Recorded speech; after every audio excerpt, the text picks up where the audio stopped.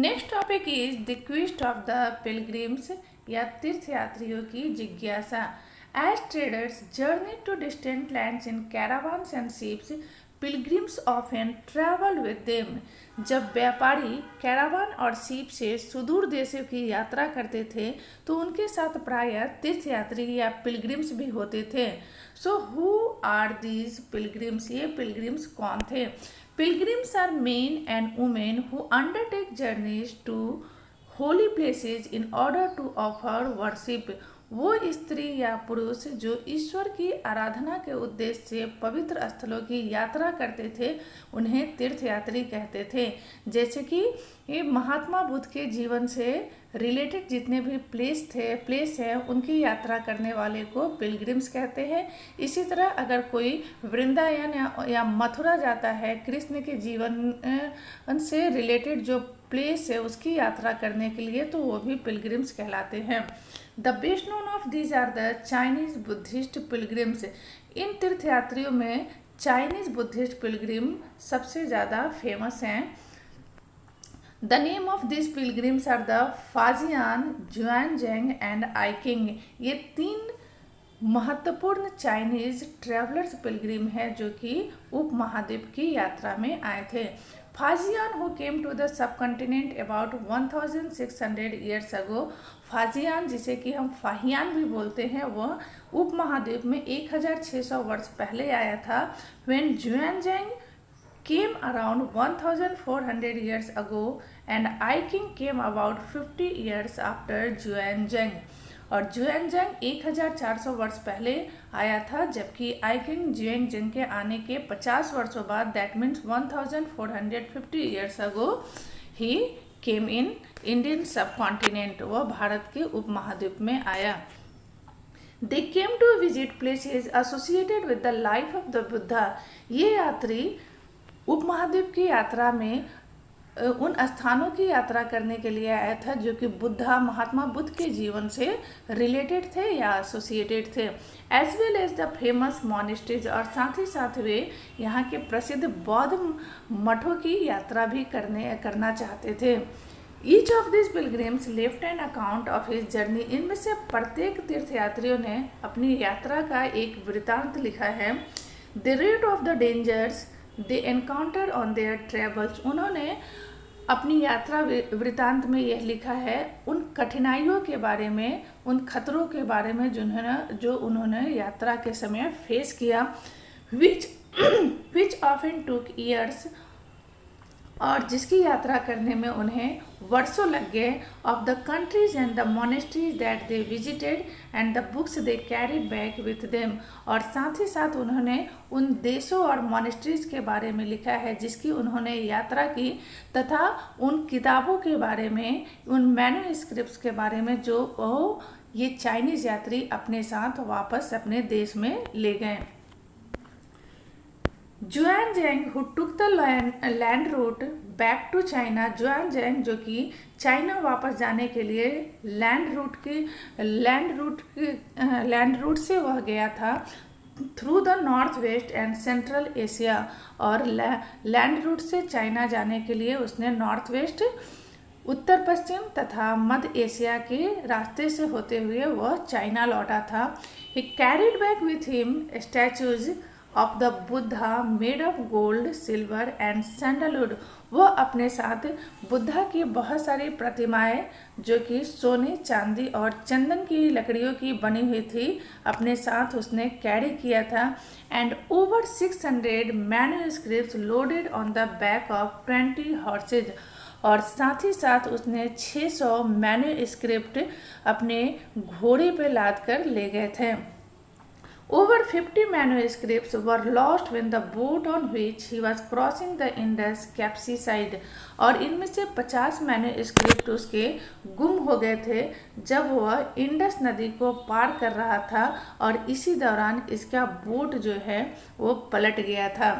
He spent the rest of his life translating the remaining manuscript from Sanskrit into Chinese। और उसने अपने जीवन के बचे हुए दिन उन मैन्युस्क्रिप्ट्स को अनुवाद करने में लगा दिया जो वो इंडिया से लेकर गया था, और उसने उसे संस्कृत से चाइनीज़ भाषा में या चीनी लैंग्वेज में उसने ट्रांसलेट किया।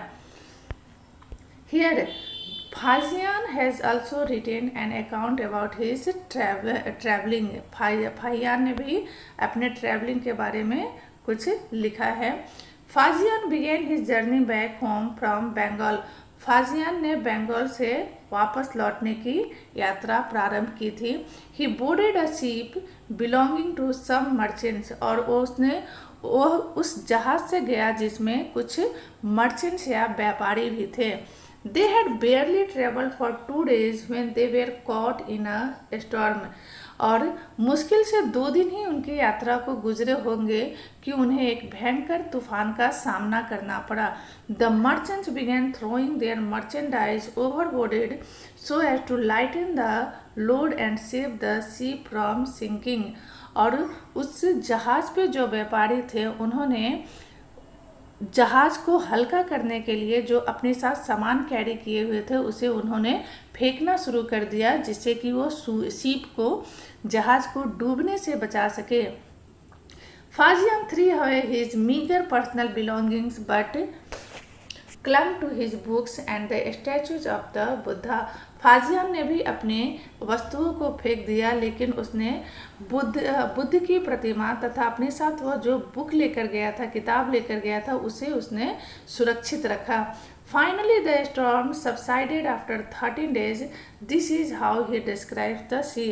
और अंततः 13 दिनों के बाद यह तूफान रुका, और इस तरह से उसने अपनी समुद्री यात्रा का वृतांत लिखा है। Nalanda, a unique center of Buddhist learning. Nalanda जो कि एक बहुत ही यूनिक सेंटर था, केंद्र था बुद्धिस्ट लर्निंग का। Xuanzang and other pilgrims spend time studying in Nalanda. Xuanzang तथा बाकी जो यात्री थे उन्होंने अपना बहुत सारा समय नालंदा में अध्ययन करने में बिताया। The most famous Buddhist monastery of this period, Nalanda का ये नालंदा यूनिवर्सिटी जो थी यह उस समय का बहुत ही फेमस बुद्धिस्ट मॉनेस्ट्री हुआ करता था। This is how he describes it.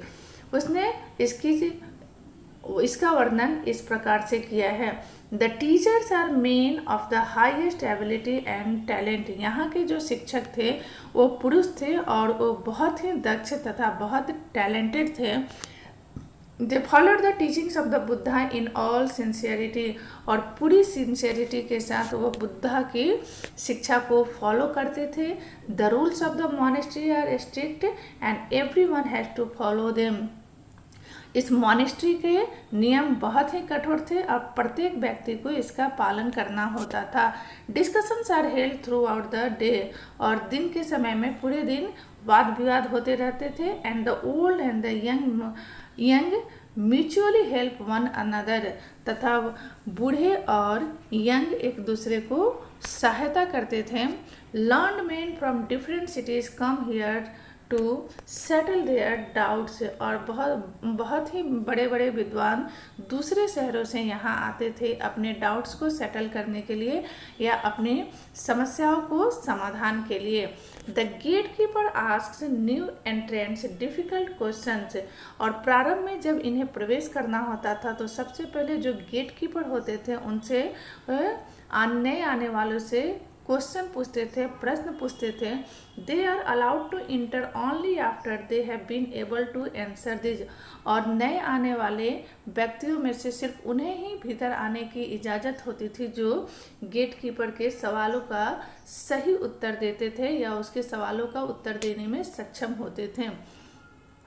7 और 8 out of every 10 are not able to answer.